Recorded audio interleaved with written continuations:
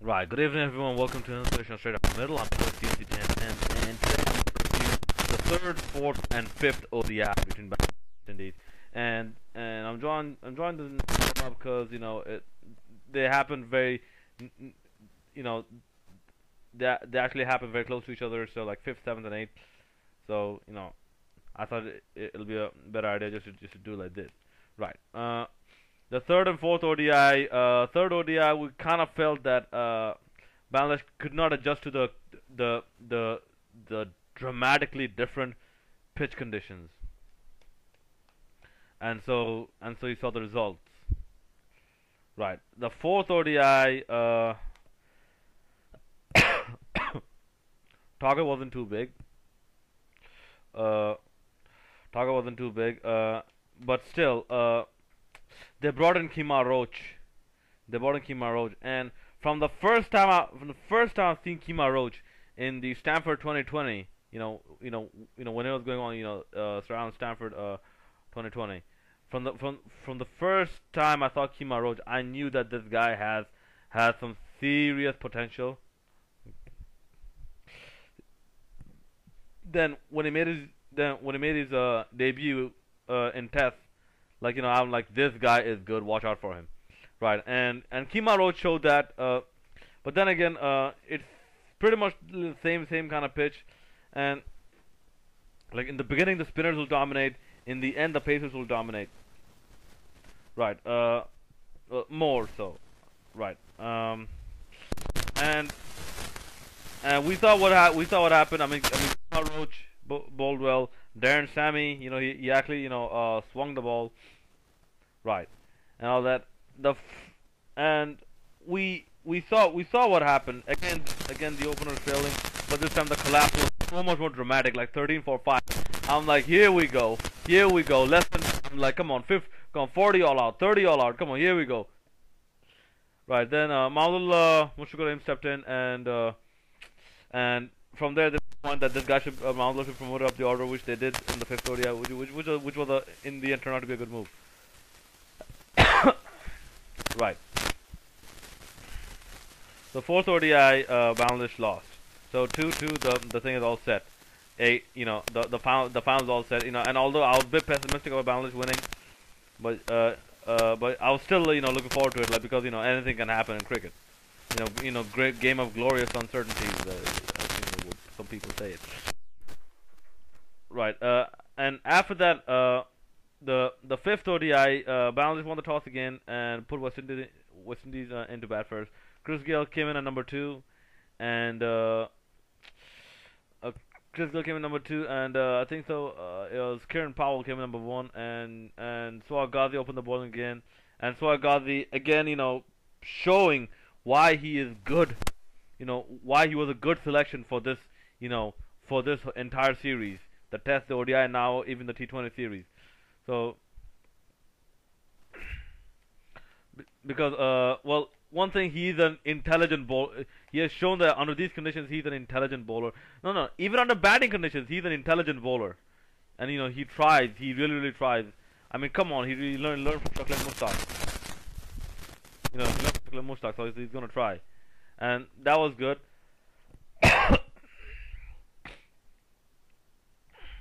Chris Gayle now falling to a pacer again, and sad to see Mashrafi Mortaza out, but Shafil Islam came in and proved his worth. He took 3 wickets, proved his worth, and Naim Islam, dropping Naim Islam for Jahurul Islam also was a good move. Also was given the final result, also was a good move. Naim Islam, in terms of Jahurul Islam, because Naim Islam is a test batsman. Period.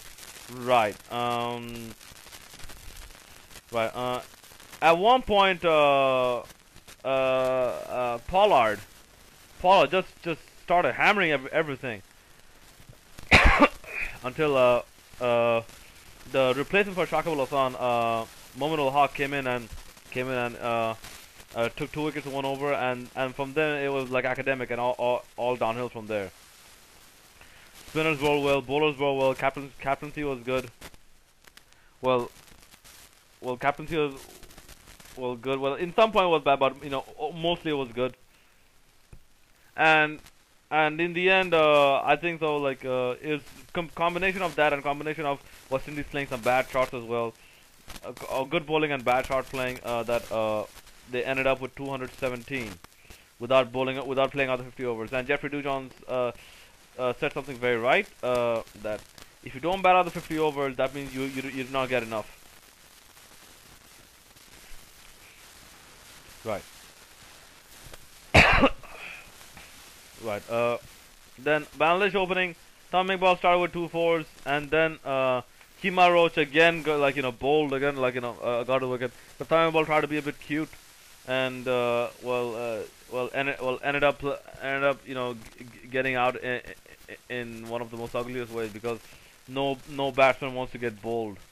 If a batsman gets bowled, especially top order batsman, if a batsman gets bowled, it is like a slap in the face that by the bowler, see, I broke through your defenses.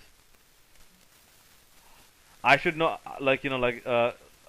I should know that, playing a form of cricket myself, I should know that the worst form of delivery, you'd rather get LBW, you'd rather get caught, rather get run out, but anything rather than bowled. You'd even rather get a hit wicket. Right. Then the ball to Anamul Haq, it was a good ball. It was really a good ball. And the ball to Jaharul Islam was also a good ball. And this one thing, we just not used to this, this sort of pace. But Mushtaq Rahim, Mahmudullah, and some very bad bowling by West Indies, also helped, create a partnership, because Andre Russell was not good in the last game. Why did they pick him up again for this game? I wasn't understanding the logic of that. Why did they drop Dwayne Smith for Andre Russell? In the end, that turned out to be a horrible move. Right, and after that, Sunil Narayan came in, got Mahmudullah. I don't think so. He bowled Mahmudullah, which was, it was a bad technique. He bowled Mushtaq Rahim, which was very unlucky, because the amount of top spin and revolution was on the ball just carried the ball past the inside edge, past the past the legs, onto the stumps. So that was a very good ball by Sunil Narayan, and Nasser Hussain over there, steadied the ship, if you will, and he did that with Mominul Haq. In the end, Mominul Haq had to go. I think it was Kima Roach that got his wicket, and then Abdul Razzaq, ball that's pitching way outside leg. A ball that's pitching way outside leg, and going on to hit the leg stump. The umpire for some reason gave that out. For some reason, did not understand the logic of that. But anyways, at that point we were 8 down, and I was like, holy crap, because at that point, thanks to some bad bowling and some good temperament shown by Nasser Hussain and Mominul Haq and Mushtaq Rahim and Mahmudullah, we were actually cruising along. At one point, our run rate was, for a good amount of time was near 6 and over. And we only like 2 runs left to win. I'm like, holy crap, here comes the Asia Cup finals all over again. Because Abdul Razzaq, getting out, undeservedly, because that ball was, pitched outside leg, so there's the verdict of LBW does not come anywhere. Right, and after that, Elias Sani came in, and with the scores leveled, Nasser Hussain hit a ball to extra cover, and just ran off and celebrated. There was some confusion there, and the run was disqualified. Then Nasser Hussain, you are making fuss about 1 run. Alright, I'm gonna hit you a 4. And then there was a bad ball by Kima Roach again, because if I was Kima Roach, I'm like, I'm darting that mother in, straight into middle and off. But he had to give a wide delivery, which allowed Nasser Hussain to cut the ball and fetches the winning runs. So the final thing is, Bangladesh The final result of the series is Bangladesh won the series 3-2. But like Shamim Chowdhury and I think Jeffrey Dujon and that Indian guy, Indian commentator, I think so. They said that it's about who plays in this one. It's about more about who played the worst cricket. Because honestly, like credit must go to both sides. To the bowling side, because it was a very difficult condition to bowl, especially once the dew fell in, and there was so much dew that people had mud below their feet. Below the shoe, which could make the shoes a bit slippery. The dew conditions were actually that bad, and for the batsmen, I mean, I don't know if anyone noticed this, but for the last few ODIs, I mean, I thought the quality of the stream was really, really bad. Then I heard the commentator saying that no, it's just how it is.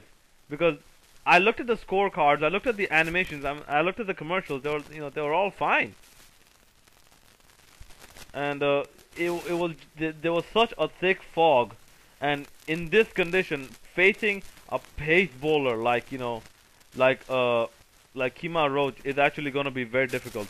This is why sometimes you see people do not succeed in in day-night games, especially when it happens around in the winter time. Well, in Bangladesh. But yeah, this is a crunch game. We won it, and there are a few things. First thing, Bangladesh needs to sort out their pace bowling. Really needs to sort out their pace bowling because they need to have a pace foundation. I mean, there's a domestic rule that pace bowlers cannot bowl more than 15 overs in a day. That was absolutely a horrible rule. Okay, because pace bowlers should be encouraged rather than held back. I mean, if you don't give the initiative to develop pace bowlers, you're not gonna get don't expect pace bowlers to just drop out the sky. Right. The opening batsman collapse happened a bit too many times for comfort for me, and the middle order this time they rescued us. They cannot rescue us each and every time, because if they fall, then again left without a saving grace. But one good point about this is we won this without Shakib Al Hasan, which shows that the other players are stepping up. The other players are starting to take the responsibility. That it's not only Shakib Al Hasan who's just gonna who's just gonna save the day again like a superhero. No. It's a good thing that it became a much more of a team effort than more of a one-man show.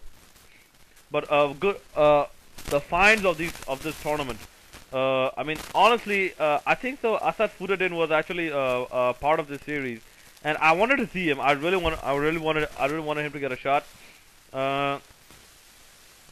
Surprising, Shiv Narayan Chandrapal did not show up in the ODI series. Very surprising, because I think he would have made a big difference. Right, and the find of the series for Bangladesh is Sohag Ghazi. I mean, all hands down Sohag Ghazi, because he bowled very well. He bowled intelligently, and he's showing some prospect. If he continues to develop his game, because if you have something unique, and if you're new in the scene, usually you will get some wickets. But if you continue to develop your game, that's when you actually become someone great. Like if you have the potential and do something with the potential, that's when you'll have something. That's when you'll end up with having something great, right? Animal Hawk, just give him a bit more opportunities, because I mean, the first 3 ODIs he actually played pretty good, so that's something there. And Mominul Haq he's turned out to be a handy bowler. I mean, like he needs a bit more time to develop. He needs a bit more time to develop, and he's shown he's handy with the ball, handy with the bat as well. Just need a bit more work on his technique. Right. But one of the most classic things I've seen, I mean, and this clip is there on YouTube. I mean, it's not an exclusive clip. It's part of the. It's towards the end of. It's towards the end of the highlights. It's towards the end. It's towards the end of the highlights of the 5th ODI. That saqlain mushtaq, one of the greatest off spinners of all time, Saqlain Mushtaq joining the Bangladesh cricket team and dancing the dance of Gangnam Style. That was absolutely classic. I mean they should actually like you know uh, uh, uh, turn that into a music video or something. And I called my cousins back in Bangladesh, and they said that everyone in Bangladesh was dancing the Gangnam Style over there because they were actually so happy. But anyways, it's a good series. It's a good series. West Indies actually played the worst cricket, and Bangladesh, they took hold in the end. They took hold of the opportunity when it really mattered. The last ODI, they took grasp of the opportunity, and this actually shows you that in the third and fourth ODI, Mahmudullah Mushfiqur kept saying that you cannot keep we're not in too much pressure. When you're not in too much pressure, that's what happens. You just start losing. When you actually put pressure on yourself, then you start winning. So hopefully they took a lesson from this, and they will have a better season in the future. And yes, congratulations to Muhammad Ashraful. At least he's doing something. Like he took 5 wickets in the NCL domestic league in a match. Right, I'm looking forward to conversations. The NC 10 signing out.